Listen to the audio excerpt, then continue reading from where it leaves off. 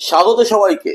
কিছু কিছু ক্ষেত্রে আমাদের বোঝানোর খামতির জন্য বাচ্চাদের মধ্যে অনেক কিছু প্রশ্নের অ্যারাইজ করে, এমনকি আমরা বলে দিই এটাই করতে হয়, এটাই করবে। আসলে এটাই করতে হয়, এটাই করবে, এইটুকুর মধ্যেই বাচ্চাদের গুলিয়ে যাওয়া বা ভুলে যাওয়ার ব্যাপারটা ঢুকে আছে। আজকে আমরা বিভিন্ন অ্যাঙ্গেল গুলো আঁকাগুলো শিখবো। আমরা সবাই জানি 60 ডিগ্রি কি করে আঁকতে হয়, 120 ডিগ্রি কি করে আঁকতে হয়, 90 ডিগ্রি কি করে আঁকতে হয়, 45 আঁকতে হয়, 75 আঁকতে হয়, সব জানি। কিন্তু শেখানোর পরেও বাচ্চারা জিজ্ঞেস করে, স্যার কোন দাগটা 60 ডিগ্রি হবে, কোন দাগটা 120 ডিগ্রি হবে। তাহলে আজকে সেই আলোচনাতেই ঢুকবো, সঙ্গে থাকো, দেখতে থাকো। আগে একটু 60 ডিগ্রি কোনটাকে কিভাবে আমরা আঁকি সেই ব্যাখ্যাটা করি, তারপরে মূল বিষয়বস্তুর মধ্যে ঢুকছি। দেখো, আমার হাতে কম্পাস নেই, থাকলেও কোনো লাভ হতো না, কারণ এই হোয়াইট বোর্ডে কম্পাস বসানো যাবে না। ধরে নাও আমার হাতটাই কম্পাস। আমরা বাচ্চাদের কি শেখাই হচ্ছে প্রথমে একটা দাগ কেটে নিতে হবে। আমি বোর্ডে দাগটা কেটে নিয়েছি। দাগ কেটে নিয়ে আমরা একটা কম্পাসকে ফাঁকা করে দিয়ে বলি এইরকম একটা যে কোনো গ্যাপে তুমি একটা রাউন্ড করবে। ধরে নাও আমার এই বুড়ো আঙ্গুলটা কম্পাসের কাটা আর এইটা হচ্ছে পেন্সিল। তাহলে আমি বোঝানোর সুবিধার জন্য তাহলে একটা রাউন্ড এঁকে নিলাম। এইবার বলা হয় যে এই যে গ্যাপটা নেওয়া হয়েছে, এই গ্যাপটা কিন্তু একই রাখতে হবে। এইখানে কাটাটা বসাবো, মাপ কিন্তু সেই একই আছে। এই আমি কেটে নিচ্ছি। একদম সোজা সাপটা বাচ্চাদের বলি, ছাত্রছাত্রীদের বলি, এইটা আর এইটা যোগ করে দিলে যে কোণটা তৈরি হবে সেই কোণটা হচ্ছে 60 ডিগ্রি।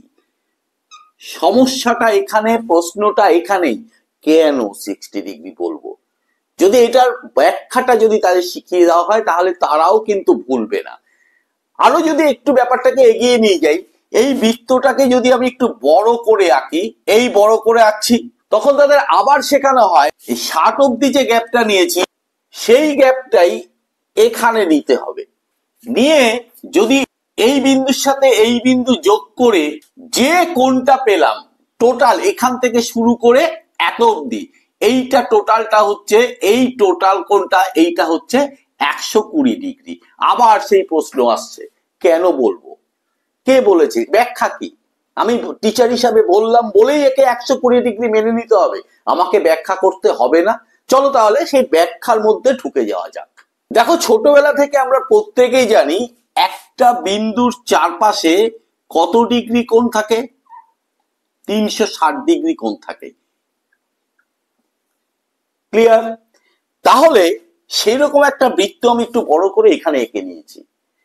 এইবার কম্পাসটার কাঁটাটা এখানে বসানো হলো, পেন্সিলটা ঠিক এই মাথায় বসিয়ে দেওয়া হলো, দিয়ে ছাত্রছাত্রীদের বলা হলো যে এইখানে কাঁটা বসিয়ে পরপর পরপর তুমি দাগ কেটে যাও।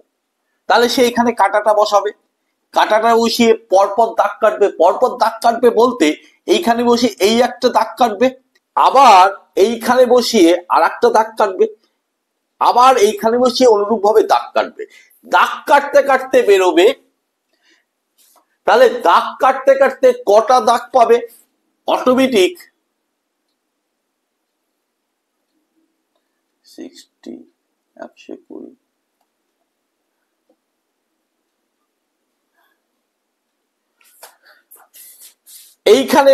এইখানে বসিয়ে এইখানে একটা দাগ পাবে, ঠিক এইখানে একটা দাগ পাবে, আবার এইখানে একটা দাগ পাবে। তাহলে টোটাল এইটাকেও যদি দাগ হিসাবে নেওয়া হয় তাহলে কটা দাগ পেলাম? একটা, দুটো, তিনটে, চারটে, পাঁচটা, এইটাকে নিয়ে 6টা পেলাম, তাই তো? এইবার যদি আমি একটু যোগ করে দিই, আস্তে আস্তে করে, হাতেই যাচ্ছি, স্কেল নিচ্ছি না, এই যদি যোগ করে দিই তাহলে কটা কোণ হলো? একটা, দুটো, তিনটে, চারটে, পাঁচটা, 6টা। 360 ডিগ্রিকে যদি 6 দিয়ে ভাগ করা হয় কত দাঁড়ালো? 60 ডিগ্রি। এবার বাচ্চা কিন্তু মজা করে বা তার জ্ঞানের পিপাসা থেকে সে কিন্তু বলতেই পারে, স্যার বৃত্তটা বড় করে নি। সে হয়তো ভাববে বড় করলে হয়তো বেশি দাগ পাবে। হ্যাঁ, তাকে অ্যালাউ করা হবে, বলা হবে হ্যাঁ বড় বৃত্ত নাও, যত ইচ্ছে বড় বৃত্ত নাও, কিন্তু শর্ত একটাই, এই যে ব্যাসার্ধটা যেটা আছে এই মাপটা দিয়েই তোমাকে কিন্তু সবকটা পরিধির উপর দাগ কাটতে হবে। সে যত বড় বৃত্তই আঁকুক না কেন, বৃত্তটা বড় হয়ে যাবে ঠিকই, কিন্তু সে 6টার বেশি দাগ কিন্তু কখনোই সে পাবে না।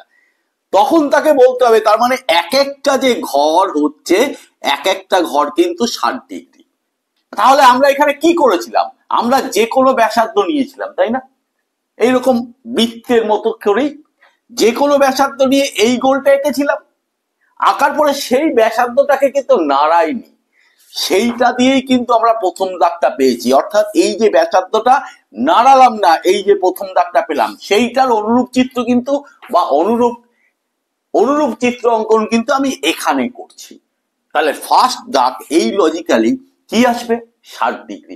অটোমেটিক যখন স্টুডেন্ট যখন বুঝে যাবে যে এক একটাই 60° হবে, তখন এইটা যে 120° হবে তার মধ্যে কোনো রকম দুশ্চিন্তা থাকবে না, কোনো কনফিউশন থাকবে না। দ্বিতীয় দাগটাও যদি সে যদি কাটে এরকম, এটাকে যদি বাড়িয়ে দিয়ে এইখানে কাটে, সে টোটাল এই পুরো কোণটা 180° সে পেয়ে যাবে, নিজেই বলবে 60 60 60 180°।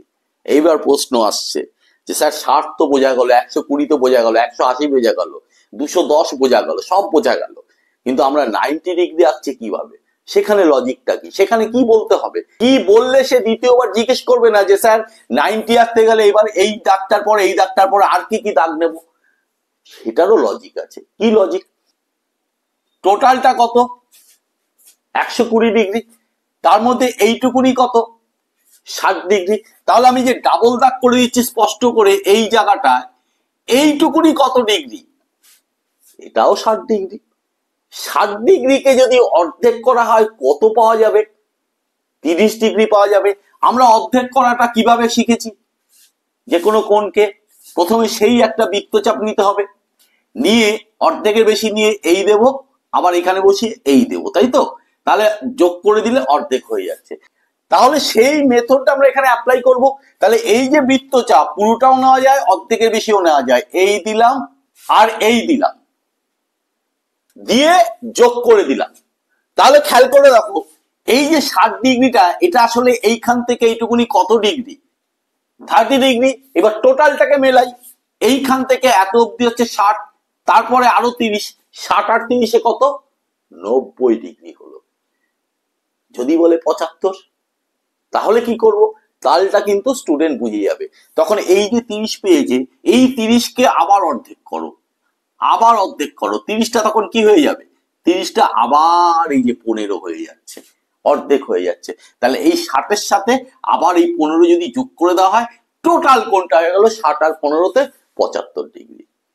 যদি 105 বলা হয়, একই কায়দায় এখানটায় কিন্তু এই যে 120, এই 30কে যদি অর্ধেক করা হয়, এই 15 যদি যুক্ত করা হয়, তাহলে এত অব্দি 90, আর এইটা যুক্ত করা হলে তখন হয়ে যাবে 105। সবকটা অ্যাঙ্গেলেই আঁকা যায়, কিন্তু সবকটা মেথডই তাকে লজিক দিয়ে কিন্তু বোঝানো যায়। চলো আজকের আলোচনাটা এইটুকুনি ছিল, ব্যাখ্যাটা করার ইচ্ছে ছিল, তোমাদের সাথে শেয়ার করলাম। যদি ভালো লাগে, যদি ব্যাখ্যাটা তোমাদের পছন্দ হয়, যদি বুঝতে পারো, অবশ্যই লাইক করবে, কমেন্ট করবে, আর শেয়ার করলে মজা পাবো। চ্যানেলটিকে সাবস্ক্রাইব করবে, সাবস্ক্রাইব করে বেল আইকন বাটনটি প্রেস করে দিয়ে অল নোটিফিকেশনটা চালু করে দেবে। আজকের জন্য টাটা, বাই।